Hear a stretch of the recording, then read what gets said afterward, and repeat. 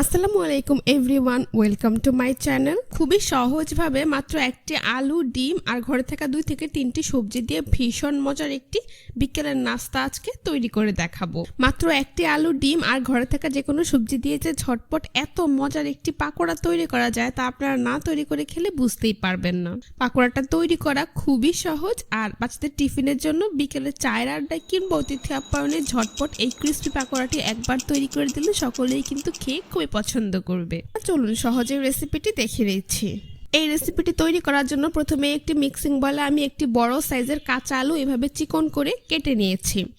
আশা করি আপনারা দেখেই বুঝতে পারছেন। আপনারা চাইলে মোটা গ্রেটার দিয়ে আলুগুলোকে গ্রেট করে নিতে পারবেন। তারপর এখানে আমি নিয়েছি 1 কাপ পরিমাণ পেঁপে কুচি। পেঁপেগুলোকে আমি একইভাবে আলুর মতো করে চিকন করে কুচি করে নিয়েছি। আর নিয়ে নিচ্ছি একটি মিডিয়াম সাইজের গাজর কুচি। গাজরটাকেও একইভাবে চিকন করে কেটে নিয়েছি। আশা করি আপনারা দেখেই বুঝতে পারছেন। এবার এখানে আমি অ্যাড করে দিচ্ছি একটি ডিম। ডিমটাকে প্রায় 20 মিনিট আগেই ফ্রিজ থেকে নামিয়ে রেখেছিলাম। তারপর অ্যাড করে দিচ্ছি বড় সাইজের 2টি পেঁয়াজ কুচি। ধনিয়া পাতা কুচি দিয়ে দিচ্ছি 1 টেবিল চামচ পরিমাণ। কাঁচামরিচ কুচি দিয়ে দিচ্ছি 3 থেকে 4টি। চিলি ফ্লেক্স দিয়ে দিচ্ছি 1/2 চা চামচ পরিমাণ। ঝালের পরিমাণটা আপনাদের পছন্দ অনুযায়ী বাড়িয়ে কমিয়ে দিবেন। লবণ দিয়ে দিচ্ছি 1/2 চা চামচ পরিমাণ বা স্বাদ মতো। হলুদের গুঁড়ো দিয়ে দিচ্ছি 1/2 চা চামচ পরিমাণ। চাট মশলা দিয়ে দিচ্ছি 1 চা চামচ পরিমাণ।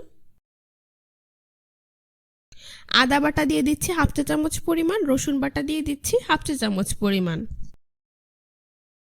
তারপর এখানে আমি ধনিয়ার গুঁড়ো দিয়ে দিচ্ছি 1/2 চা চামচ পরিমাণ। এইবারে সবগুলো উপকরণ একসাথে খুব ভালোভাবে মিশিয়ে নিচ্ছি। আপনারা চাইলে কিন্তু এখানে ঘরে থাকা যে কোনো সবজি ব্যবহার করতে পারবেন। আমি শুধুমাত্র আলু, পেঁপে আর গাজরই ব্যবহার করেছি। একবার এই মুচমুচে পাকোড়াটা তৈরি করে দেখতে পারেন। পরিবারের ছোট থেকে বড় সকলেই কিন্তু খুবই পছন্দ করবে। তো সবগুলো উপকরণ একসাথে হাত দিয়ে খুব ভালোভাবে মিশিয়ে নিতে হবে।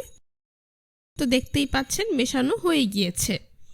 এখন নাস্তাটার বাইন্ডিংয়ের জন্য প্রথমে এখানে আমি ব্যবহার করছি 1/4 কাপ পরিমাণ বেসন আর দিয়ে দিচ্ছি 1/4 কাপ পরিমাণ কর্নফ্লাওয়ার। আপনারা চাইলে কর্নফ্লাওয়ারের পরিবর্তে চালের গুঁড়ো দিতে পারবেন। এবার বেসন আর কর্নফ্লাওয়ারটাকেও এই সব কিছুর সাথে খুব ভালোভাবে মিশিয়ে নিচ্ছি। এই পাকোড়ার মিশ্রণটা কিন্তু অনেক আগে তৈরি করে রাখা যাবে না। মিশ্রণটা তৈরি হওয়ার সাথে সাথেই ভেজে নিতে হবে, তা না হলে সবজিগুলো থেকে পানি ছেড়ে দিবে। সেই ক্ষেত্রে আপনি পারফেক্টলি শেপ দিয়ে তৈরি করে নিতে পারবেন না। তো বেসন আর কর্নফ্লাওয়ারটাকে খুব ভালোভাবে মেশালে একটি আঠালো মিশ্রণ তৈরি হয়ে যাবে। এবার এখান থেকে পরিমাণ মতো পাকোড়ার মিশ্রণ নিয়ে হাত দিয়ে হবে চেপে পাকোড়ার শেপ দিয়ে নাস্তাগুলোকে তৈরি করে নিতে হবে।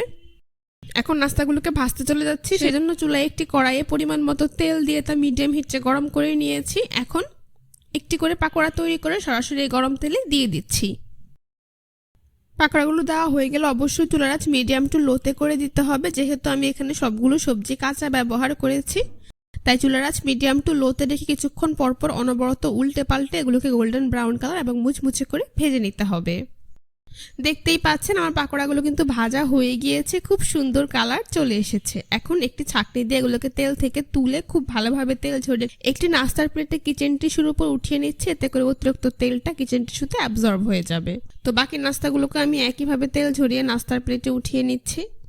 এভাবেই আমি সবগুলো পাকোড়া তৈরি করে নিয়েছি।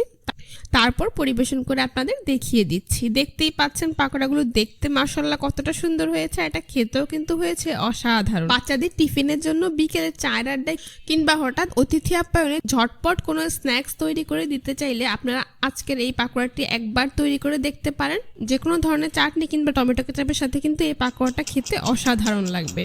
আমি একদমই সহজ উপায় তৈরি করে দেখিয়েছি।